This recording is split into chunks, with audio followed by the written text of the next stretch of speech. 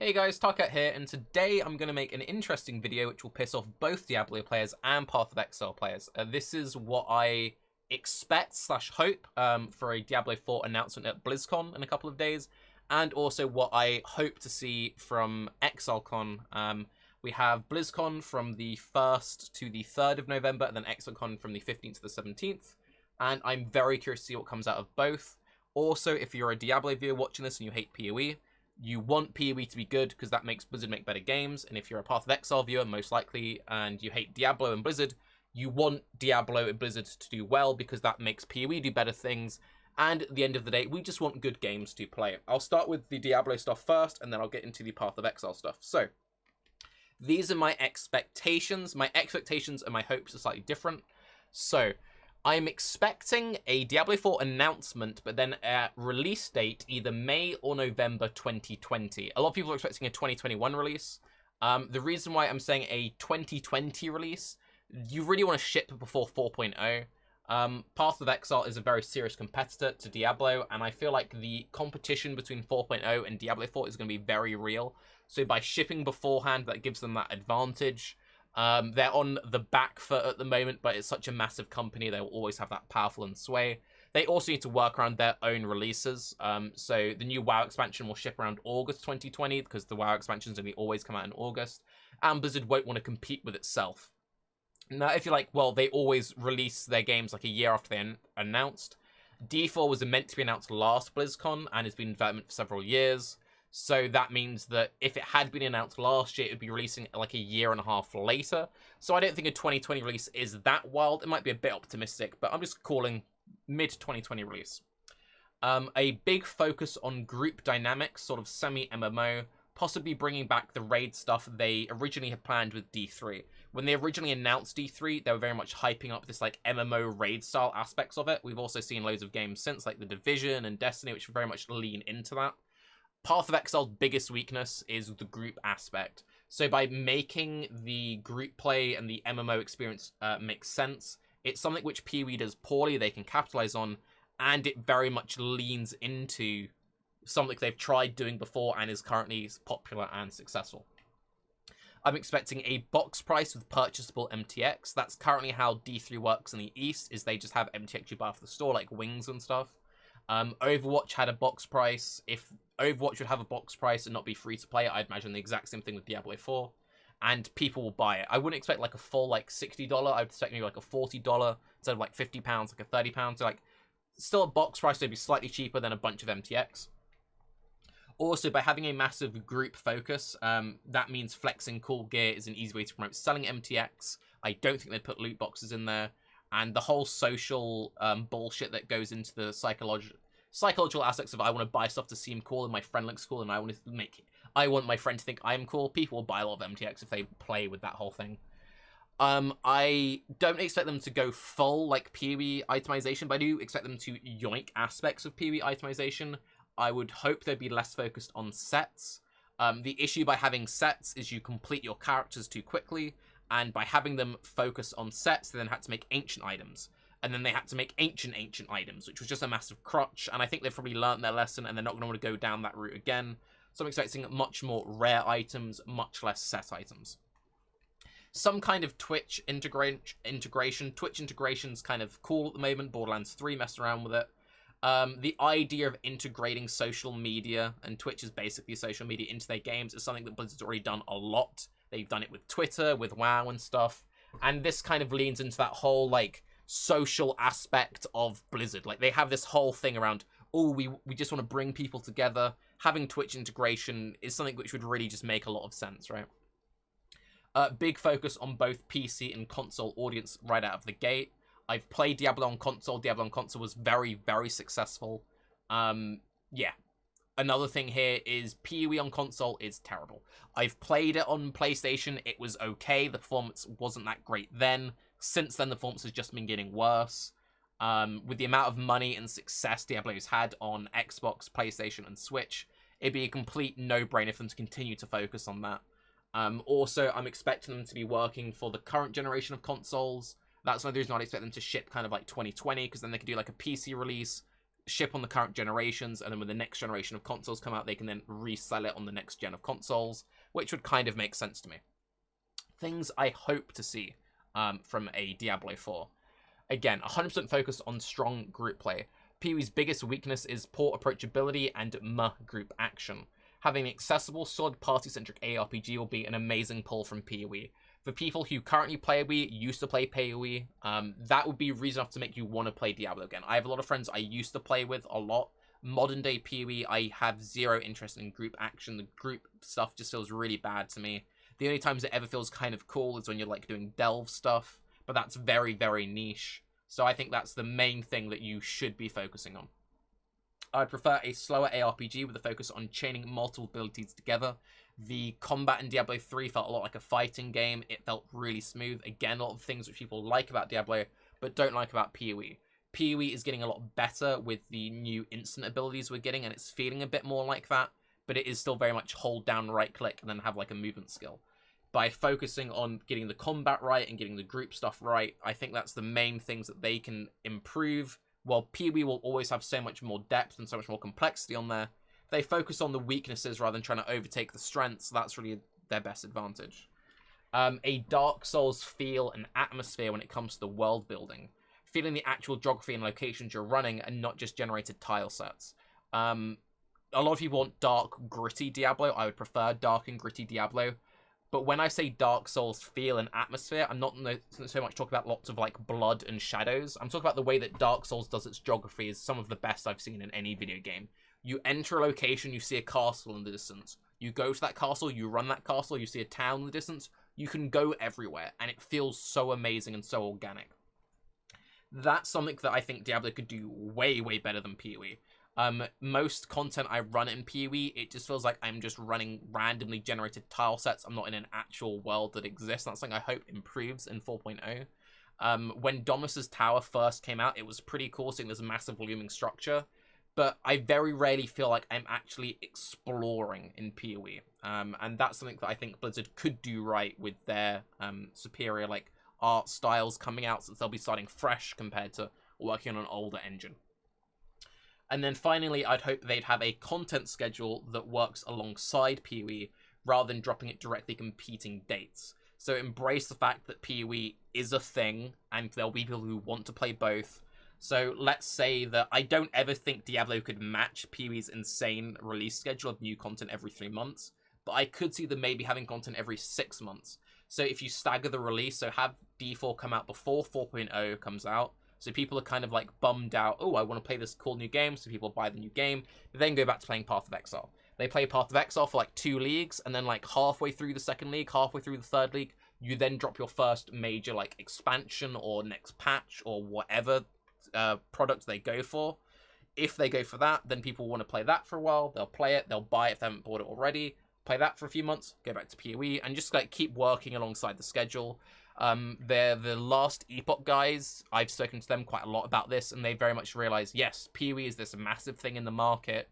If you want to be successful, you got to work alongside it. Obviously, there's a very big difference between an indie studio with Last Epoch and Diablo 4 and Blizzard, but still, this is what I would hope to see.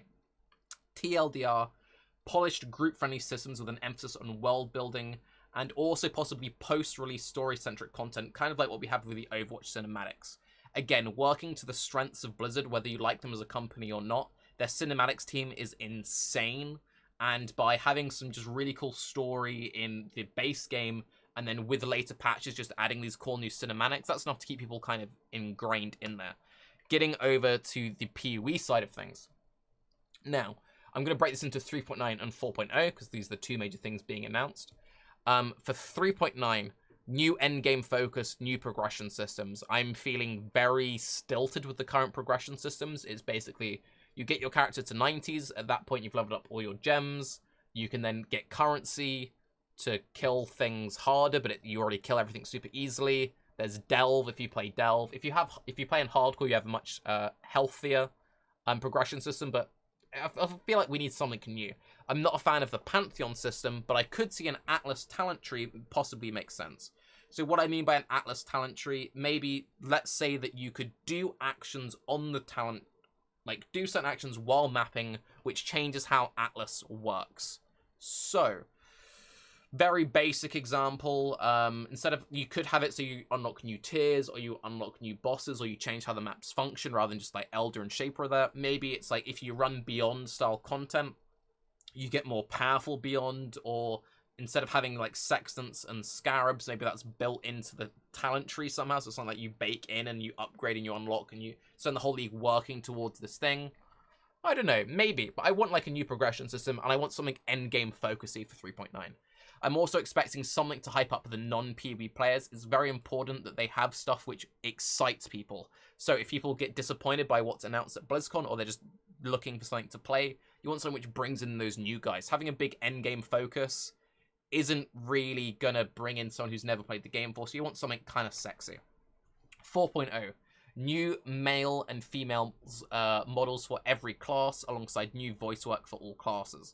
The reason why I'm so confident there'll be new male and female models for every single class, talks I've had with GGG, the plan when I had those talks is that there will be uniform skeletons that will be used by all the classes in 4.0. So currently, all the classes have different skeletons, which means every single animation and armor set has different rigging. What I'm expecting they'll do is you have just the uniform male skeleton and the uniform female skeleton. So, skeleton is what makes the arms move and the attacks move. So they'd all have the same like attack animations, but everything looks pretty, everything looks right. You don't have random shoulders clipping or stupid long giraffe necks. The way you make the characters still look different is by how you do the texture and how you do the scale. So if you have one uniform male skeleton and one uniform male set of animations, the duelist will be like normal height. Then from order, you just stretch the skeleton so it's taller, and then you put like a really beefy looking texture all over it. And you just go all in on just making the textures look really cool and really cool voice work, and that's how you make them feel very different. Now, it wouldn't really make sense for the Witch to have all the same animations and same skeleton structure as a Marauder, so that's why I think there'll be a male skeleton and a female skeleton. And then, if you've got the set skeletons, making a male and a female texture isn't that much work. So for people who say, oh, but Tarke, it's so much work to do male and female for every class, I don't actually think it's that bad if you use uniform skeletons, which is something I was told they were planning on doing in the past. I don't think there'll be a new class. I've had a lot of people tell me, oh, there's going to be a new class. I don't think there's a new class. I kind of think they regret even making Scion in the first place. Also, how did new class already work? The current classes are very themed, they're very thematic, and then Sion's kind of like slapped in the middle of the passive skill tree and is kind of a bit of everything. So what, do you have the evil twin Scion, which is just the reverse Scion? I don't know. Also, it's one of those things, I could possibly see new Ascendancies come out. That's something I could see happening. And also, if new Ascendancies do come out, maybe they could be unlocked by doing things in the story. That could be kind of cool. Maybe that could be a way to get the new progression system. We have, like, hybrid class systems in a lot of video games. Maybe we have hybrid Ascendancies. I don't know. Whatever. Loot rework. A massive loot rework. One of the biggest gripes we have in Path of Exile is trade. Trade is very, very difficult to fix in ARPGs. Diablo is a good example of like how difficult trade can be to handle. They're an auction house, then basically just like self-found gear. By reworking how loot works completely, that is a way to fix certain aspects of trade. Also, a lot of the issues we have in PoE is just how much stuff drops. If you limit the amount of stuff that drops, less junk is dropping. It makes people less focused on loot filters, which would be a massive improvement for console players. Yeah, I think a loot rework is kind of a given and would help a lot of the trade stuff without having to go full auction house. Story-driven content. I'm very much confident in the fact that story-driven content is the future of PoE. And when I say story-driven content, I don't mean walls and walls of lore. An example of good story content is Einhar. He is a very flavorful character, which tells a story just because he is cool and he's kind of goofy and people love it. A lot of the most recent expansions and popular expansions have had these cool characters as a focus. Even Cassia with Blight, he only has 2 lines. She looks cool, and because of that, there's loads of fan art around her. Getting people involved in your world is a great way to tell a story. It doesn't need to be super heavy, but just have these like elements there. They've also tried this a lot. They went really heavy with voice acting in Syndicate.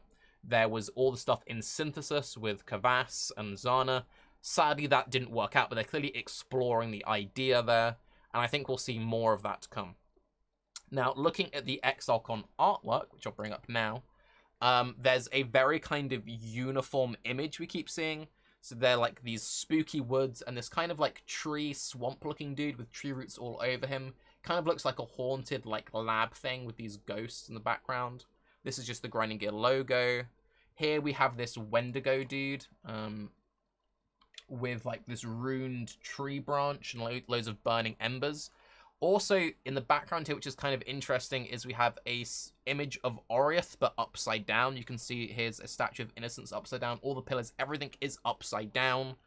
So I'm thinking maybe we're going to get like a Stranger Thing, like upside down, like a mirror universe, like reverse plane or something. Focused around woodland, kind of spooky, Dustvar kind of vibes. And again, as we see here, we've got this actually very Diablo 2 looking guy. This very much reminds me of like D2 artwork. And it's this dude in this weird like haunted tree with all these like corpses and roots and everything coming over. So that's why I think there's kind of a pretty obvious link. So tree roots, weird corrupted nature, Wendigo with this ruined tree, and then literal like woods and swamp creatures. So stuff from below. Seems to be like some uniform there. So what would I maybe do with that? This is pure speculation. Again, this is something I would hope to see. So, story-driven content in this weird, like, corrupted nature kind of world. Imagine a D&D style shifting adventure happening in new endgame-only acts. We know a lot of the terrain team have been busy. That's why they haven't been doing terrain-heavy stuff now, because they're working on 4.0. We know they're working on some form of terrain stuff. This is meant to be the biggest thing ever, bigger than 5 new acts. Do I expect them to like stretch out the leveling even more? No, I'm expecting endgame only acts.